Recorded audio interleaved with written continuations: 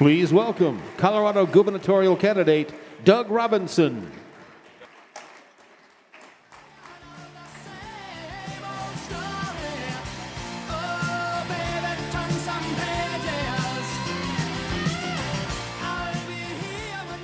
I couldn't do this without my family, so I brought them up here. Thank you very much. It's my wife Diane and my children here. Thank you very much. Thank you guys. That's fantastic. I'm deeply humbled by the opportunity to stand with you today and share a few remarks.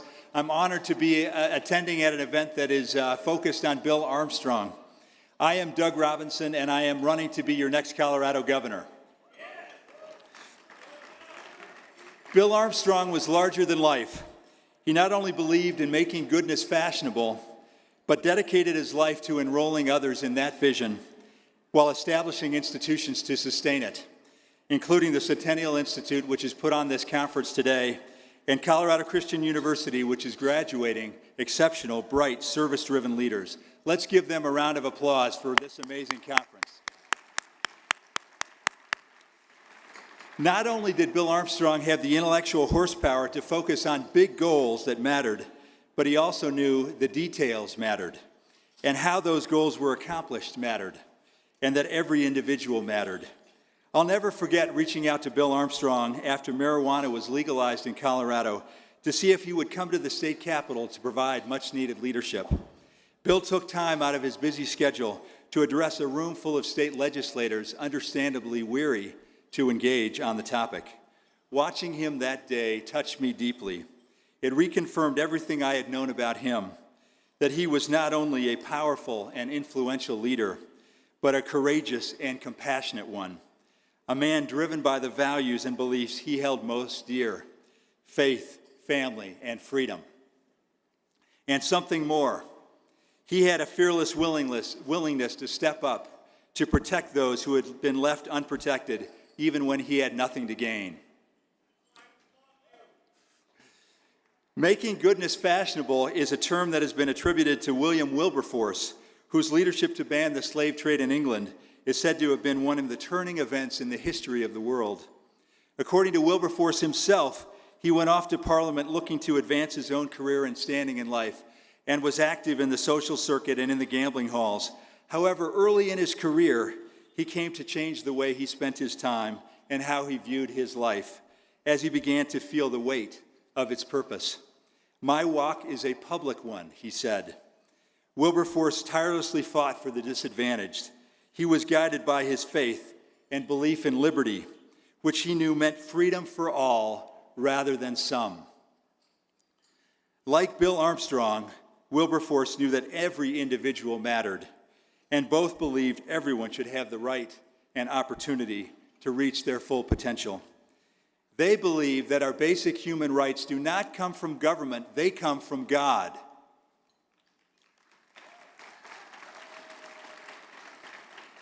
Harriet Tubman, a remarkably courageous American, was born a slave in Maryland.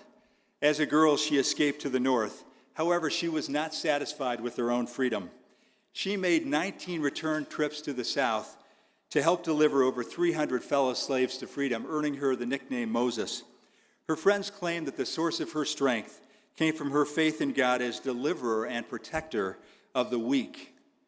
"I always told God," she said, "that I'm going to hold steady on you, and you've got to see me through." "I can't die but once," became her motto, and with that philosophy, she went about her mission of deliverance. In a society overcome by self-indulgence, these examples speak to us. Narcissism is in vogue in a world that pushes us to ask, what's in it for me? America, though, was built on the spirit of community. Our greatest accomplishments have been born out of coming together to solve our biggest challenges. It started with the revolution itself and the creation of a government by, of, and for the people. It continued with the settling of the American West, saving Europe from totalitarianism, putting a man on the moon, and creating the internet. America has led the way when we have come together as a people to tackle our challenges. Alexis de Tocqueville said, "The health of a democratic society may be measured by the quality of functions performed by private citizens." As conservatives, We embrace the power of the individual, and as Republicans, we strive to provide all individuals with the opportunity to succeed. We are the party of opportunity. We don't provide a handout, we provide a hand up. We seek to allow people to pursue their purpose and meaning through better jobs and better schools. Right now, with control of both levers of government, we have an opportunity to pass policies to make our lives better and to provide more freedoms and more opportunities for all Americans. We must do our part too. Each of us must notice the needs around us and reach out to help where we can, to say the kind word and be civil in our discourse. Maybe in today's world, it all does start with kindness and the courage to engage, the courage to not only live our goodness privately, but to stand for it, to support it, and to speak up for it openly and publicly. Kindness, courage, and engagement. Coming to this conference speaks of your engagement. Reaching out to your neighbors and friends and engaging them can be a game changer. Our kids and communities are counting on us. This is the call to arms of our time. We are in a battle for the soul of America. Inspired by the goodness and leadership of those who have preceded us, inspired by all of you, together we can have an important and lasting impact. We can make goodness not only fashionable, but contagious. In closing, I am inspired by the words of an Old Testament prophet, Ezra, who said, "Arise, for this matter belongeth unto thee. We also will be with thee. Be of good courage, and do it." Thank you.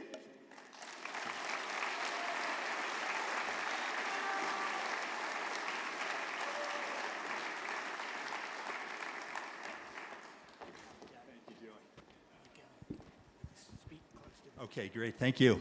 Hello, everybody. I tell you, Doug, I think these people know me better than you. I've been up here on stage twice, and my jokes have bombed twice. But then I got to thinking, you know, to these folks, the mainstream media is a joke, so mission accomplished. Look, the time goes quickly, so let's jump right in. The Western Conservative Summit, the Centennial Institute, Colorado Christian, they have a question they want me to ask. And, you know, we've got a room full of patriots here tonight, people who believe in liberty for all. But where does religious liberty end and the liberty of LGBTQ Coloradans begin? So I think this is a challenge for us today, right? But to me, I want to expand the role of religion in public life. I would say, take the bake shop example, if there was a government bake shop and that was the only place to make cakes and serve at weddings, then we should have them serve whoever they want. But to compel somebody who doesn't want to make a cake for somebody that feels differently than me, that's taking away their religious liberty and freedom. So I would absolutely, to me, that's clear as day how you would handle that issue. Good answer. Well, look, the most important issue facing our state, you know this, anybody who's been stuck in a traffic jam knows this, is transportation and how do we fund it. So how do we fund it? And if your answer is in the existing budget, tell me how we move that money around to cover it. Yeah, I've driven around this state in the last couple of months, and I've spent too much time sitting in traffic. The roads are congested. They need to be repaired. We have to come up with money in order to do that. To me, I'm a business guy. I believe in the 3 A's. Analyze, allocate, and align.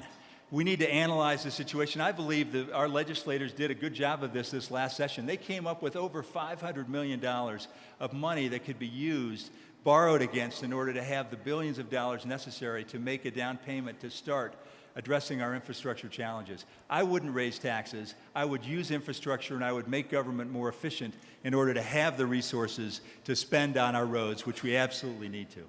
What does a transportation in a Doug Robinson administration look like? What do you do first? First thing I do is we put out a vision for what Colorado wants to be like. Some of these projects have long lead times. If we're going to bore another hole through the Eisenhower Tunnel, that's a 5-year project. We need to have a discussion about what do we want to do? Do we look at another mountain corridor? What about 285? What can we do in order to provide access to the mountains to solve our problems? We need leadership. We need a long-term vision. We need to buy into that. And then we need to allocate the resources in order to accomplish that. Well, talking about spending, let's talk about a time bomb, Medicaid. In the last 10 years, Medicaid rolls have tripled in this state, and regardless of what happens in Washington, the Obamacare match is going to go away, and it's already 40% of our budget. What do you do about Medicaid? Yeah, Medicaid is the absolutely constricting everything else. So we have to be compassionate. As Republicans, we are compassionate. But we have to find a better way to provide compassionate care and reduce costs.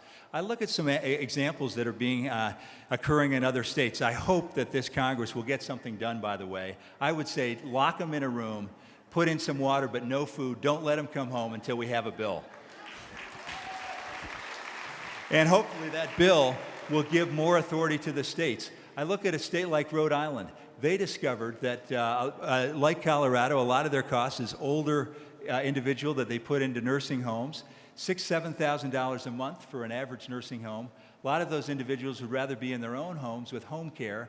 It's half the cost, $3,000 a month. You start to look at innovative solutions to provide high-quality care at a cheaper cost. And I think you look at potentially co-pays or premiums. I mean, we absolutely have to look at the cost to bring that down. Are there people on Medicaid who shouldn't be, and can you tell me who those people are? There are, and those people know who they are. And so I think we would look at an asset test and not just a means test. Today, there are a lot of people that aren't making much money, but live in big homes or other things that could clearly afford to pay their own private health care, and they should. They should not be. So I think you look at how you can trim the rolls without it. But there are many people on the rolls who really do need it. Those that have handicaps or those that have had a tough break in life and need that to help them up for a time. So we have to be compassionate as well. Good answer. And you've been very concise. And I've been rewarding all the people I've been interviewing with a question they would like at the end as reward for being concise. So let me ask you this one. If the audience doesn't know, you're Mitt Romney's nephew. Tell me how your policies are like his and how you're not a Romney. Well, I grew up, I was a Romney. My mother's a Romney, but I guess I take more after my grandfather than my uncle. He was really the mentor in my life. And I think a lot of Mitt. I helped him on his campaigns, but I'm not him. I grew up in a different family. Our policies are not the same. I'll just give you one example. He has been a champion of the minimum wage, believing that that was a way to lift people out of poverty. I don't think it is. I think we just had a study in Seattle that shows that actually the result of the Seattle minimum wage was to lower the take-home pay by $140 a month of those restaurant workers. What did businesses do? They cut back and they automated. They put in kiosks and they worked their workers less, and they actually ended up with more money in their pocket rather than less money in their pocket rather than more. So we differ on some of the issues as well. Well, your uncle is no fan of our president. He made that clear. How do you feel about Donald Trump? So I did vote for Donald Trump, and I think that he's done some things incredibly well, and he struggled with some others. But I think Neil Gorsuch, just that one choice, was worth every penny of my vote. Well, good deal. You've done a great job here tonight, and I can't think of anything else to ask, so I must not be a very good reporter. All right, I'm just going to put a plug. If you want to learn more about me, I'm a first-time candidate, but been here in this community for 21 years. Check out my website at dougforcolorado.com. Thank you very much. Thank you so much, and thank you, Joey. Thanks a lot.